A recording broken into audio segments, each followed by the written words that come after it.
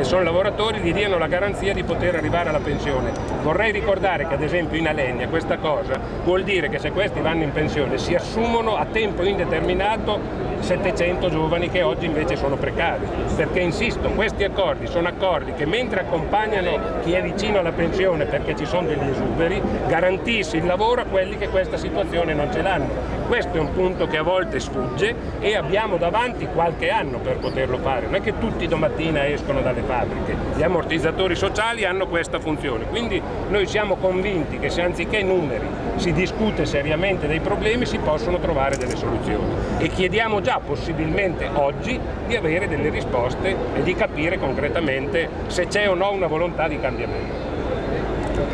Bene. Io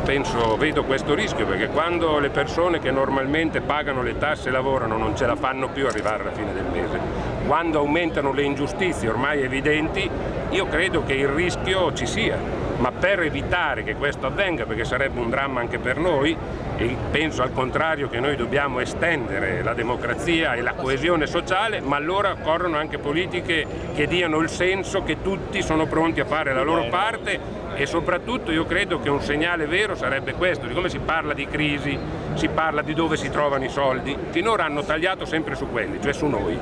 E allora questo io credo sarebbe un atto, penso la patrimoniale o altri atti, che diano il senso di un cambiamento vero, che la gente percepisse che si vuole andare in una strada diversa da quella che ci ha portato a questa crisi. Grazie.